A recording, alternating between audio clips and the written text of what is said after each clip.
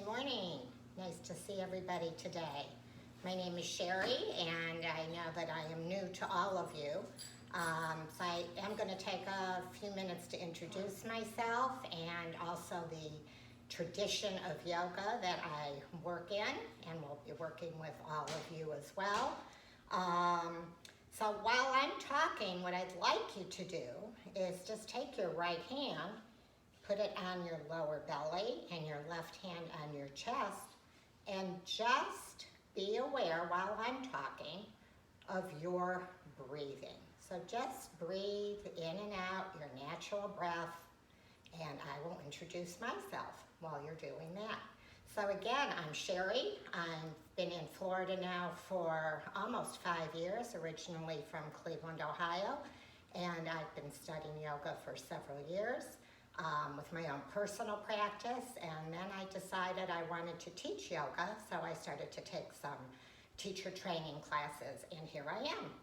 So it's good to see all of you today. I have grown children and grandchildren, so I do have a family and friends down here, which is really nice. So keep your breathing as I'm talking. Just be aware of that natural breath going in and out. The tradition of yoga that I have studied is called Satyananda Yoga.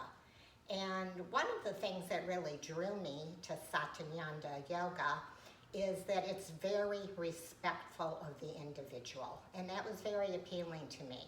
It was really taking a look at ourselves and to realize that even from minute to minute, hour to hour, day to day, we can feel different.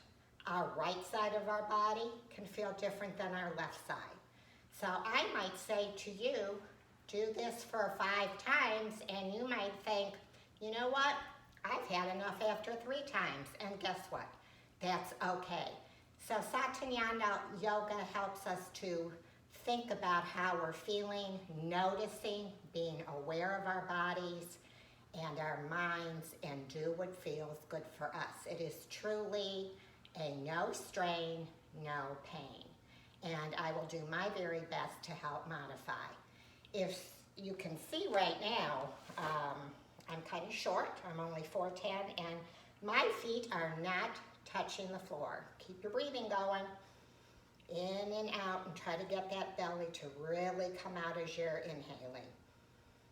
Good, keep it up. So it's important in any yoga that your feet touch the ground or the floor beneath you. That helps for grounding. Our feet are very strong. They give us a lot of strength, and we need to know that they are there so that we can feel complete.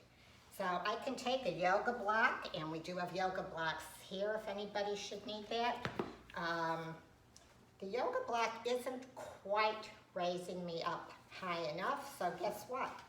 I modified, and I'm trying to be very flexible with what I have in my home, and I have 2 seltzer cartons, actually, and they're maybe an inch higher than the yoga block, so I'm going to use that to help ground myself. Oh, much, much better where my knees are right now. And now I can push my feet. I'd like all of you as well. Push your feet into the floor. Feel yourself grounded. As you're taking that awareness, natural breath, if you feel like it, you may relax your eyes, rest your eyes for a moment, take a deep breath in and out. The other thing that I enjoy about Satyananda Yoga is that it's very ancient, thousands of years old, and very classical. And even the gurus or the master yogi teachers, they will go back to Satyananda Yoga and learn and work with their body in their joint practices. Very basic. So not even thinking about standing on their heads or turning their bodies into a pretzel or anything. So we're going to start working with our joints as well. Our joints help our circulation, keeps that blood moving. We know how important that is. The synovial fluid will keep moving and will lubricate our joints to make it easier for us to move and less uncomfortable. So these are actually, what we're going to be doing today are things that you can do in your bed even before you get out of bed. So that's amazing to me. So right now with your feet grounded, and you can just rest your hands on your thighs, we're going to sit up nice and tall and straight. You can feel like a string perhaps is pulling you like a marionette. Take some nice deep breaths. I think we learned last year during the pandemic the importance of our lungs and breathing, and we're going to continue with that and being very respectful of our bodies. So we're going to take our toes right now. If you've got your shoes on, that's fine. Hopefully you have a little bit of room. And just kind of make a little fist with your toes. And breathe in and out. And then spread them as wide as you can. Bring them back up. And curl them. And keep that natural breath going. Notice how you're feeling. Notice how you felt when you first came into the class. Perhaps you were tired, not a lot of energy, maybe a little nervous about meeting a new teacher. Me too, I felt that way. So let's just do a couple more of those while we're breathing. And remember that marionette string is pulling you up. Excellent, great. Now, let's bend our ankles. These are going to flex. So bring your ankles up. You can now put your hands on your knees and down, up and down. And again, this is moving that fluid around to lubricate your joints. Excellent. And keep that breathing going. Now we're going to do some ankle rotations. What we're doing with all of this is moving our energy from the bottom of our body up. So keep reflecting back into your body about how you're feeling. So you're going to kind of rest your weight on your heels right now and go to your right side and come around, and you're making circles. Excellent. Nice and slow. And keep your hands on your knees because we're really trying to isolate this movement just in the ankle joint. And finish up there, and let's go the other direction. In yoga, what you do on one side of your body, you do on the other side. If at any time this is uncomfortable, you can just stop. You can make your circle smaller, not as large, if it's feeling uncomfortable. Now this one's a little tricky because the first couple times I did it, I had a hard time. Now you're going to move your ankles toward each other. So again, you want to try and isolate those joints and just come around and keep your breathing going. Remember that marionette string holding you nice and tall through your spine. And now go the other way. Excellent. Very nice. Good for you. Okay, let's just kind of shake our feet out a little bit. We do some of those same kind of movements in our hands. If you're feeling like you'd like to give it a try, you can bring your arms all the way back by your ears, fingers up, you can kind of wiggle them. Now I have to tell you that in my left arm, I have a complete torn tendon. So it's very difficult for me to keep this position for any length of time. So for me, I'm actually going to come down here, and if that works for you for today, please do that. And remember, listen to your body. And if that still is feeling a little uncomfortable, you can lock your elbows in, bring them closer. This would be more like a cactus pose, it's called, or bring your elbows tight to your body. And we're going to just fold our thumbs in and just slowly make a gentle fist and open up. This is really good for anybody on the computer, musical instrument perhaps, maybe holding a paintbrush, and just moving those fingers, those joints, and getting the fluid moving around. Excellent. Very good. Now we're going to do some wrist movements, and we're going to, again, for me, I'm going to hold my elbows in tight like this. You can be up, or you can be way up with your arms back by your ears. So any of those are totally fine. Listen to what your body is telling you. So right now we're going to concentrate on our wrist joint and bend down and back and down and back, and keep yourself breathing. Take those deep belly breaths. Think about how a baby, if you look at a baby and you see that belly going up and down. Do one more if you can. Excellent. Very nice. Now we're going to take your wrists, and again, for me, I'm going to lock my elbows in. I'm making a gentle fist with my thumb tucked under, and I'm going to just do wrist rotations. I'm going in the same direction. If that's feeling a little uncomfortable, you can actually hold your elbow and do one wrist at a time. Now, if you practice this enough and want to do something really fun for family and friends, take a quarter and balance it on your wrist. Carefully move that wrist in rotation without the quarter falling off. So there's a challenge for you to try. Believe me, you will impress your family and friends from doing that.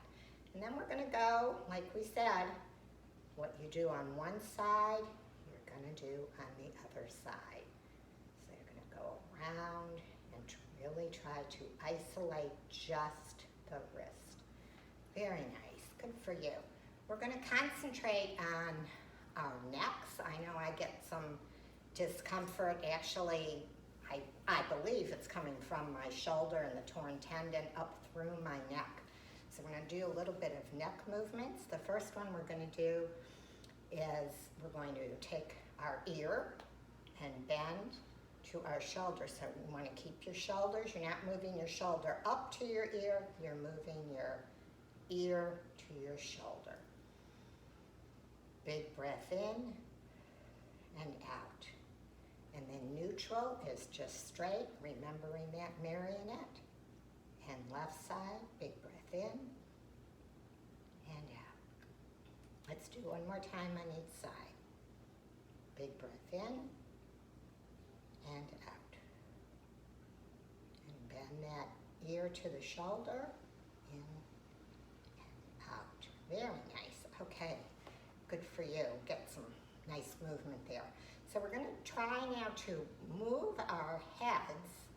And again, listen to your bodies. If you're moving it too much, your body will tell you. Your neck will say, stop, that doesn't feel good, and you need to listen to it.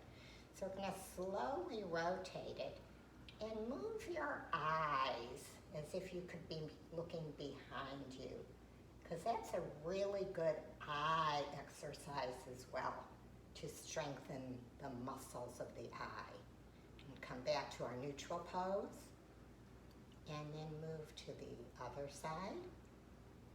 And move your eyes as if you're looking behind you to strengthen those muscles. Good, very nice. Now let's take our chin and we're going to bring it down to our chest. And take a deep breath in and out. And back to neutral. And let's stretch it to the back. And a big breath in and out. Okay, we're going to do a little bit of, it's kind of shoulder and abdominal, so it's good for our shoulder girdle. That's what this part of our body is called, and digestion, which helps to get circulation also going in our digestive system. So I'm sure many of you remember Raggedy Ann and Andy and just kind of these limp rag dolls. So what we're going to do is go into being a limp ragdoll. What we always have to remember really in any exercise is to respect the neck, because it's very easy to do something and we then hurt our neck. So what we're going to do is kind of hinge. You can put your hands over here by your hips. You're going to hinge forward from your hips or your pelvic. And as you keep coming forward, and again, stop if this is uncomfortable, grab opposite elbows, and then just sort of bop up and down. And you can bop a little to the right, bop a little to the center, bop a little bit to the left. If you're feeling it, hinge a little bit more and come a little bit further down, and bop and bop and bop. Excellent. That's just nice and relaxing. And while you're down there, you know what? Just swing your arms. I actually learned this a couple weeks ago in a chair yoga class that I take. And I told the instructor after, I said, my God, that feels amazing. Just to let that go. Really felt so good on my shoulder. And slowly bring yourself up with your abdomen first. Your chest and your neck would be the last thing to come up. And a nice big breath in. Really push that belly out. Make sure, just readjust yourself in your chair so that you are grounded with your feet. And the marionette string is pulling your spine up. So we have a couple more practices that we're going to do, and I have a question. How many of you ever feel like frustrated, or, oh, the day isn't going great, or something's just not feeling right? So this is called, okay, we are going to take an axe to some wood. All right, and you can be very vocal on this. This is called chopping wood. So fist in fist like this, kind of bend down a little bit, come up with both as far as you can. If you can't, it's okay to bend at the elbows, and when you come down to chop that wood, it is a ha! Let's hear a big ha. One more time. Up, and we're gonna chop that piece of wood and ha! Let's do it once more. That just feels so good. Here we go. Up, up, up, up, up, and big breath, and ha! Excellent, great. Oh, what a release that is. We're gonna end with a breathing practice, and this is really, we're gonna just do some pretending here. So let's pretend we're holding a beautiful lotus flower, or perhaps a rose, whatever your favorite flower might be. And you're gonna really sniff that beautiful scent in. You might even wanna bend over a little bit to get a good sniff. Now, that flower is gonna change into a bowl of very hot soup. So take that big breath from the flower, and now you're gonna blow on the hot soup to cool it off. Here we go. So let's put those two together. We have our flower. Take a deep breath to enjoy the scent of the flower. Take that through your nose and blow that hot soup. Let's do one more just for good measure. Here we go. Big breath for the scent of the flower, and blow that hot soup. So nice. Get your hands back on your knees, and I just want to thank all of you. It was really great to see you today, and I certainly hope to see you again soon. And I just want to wish you all a healthy, safe, and peaceful day. Good to see everybody. Thank you.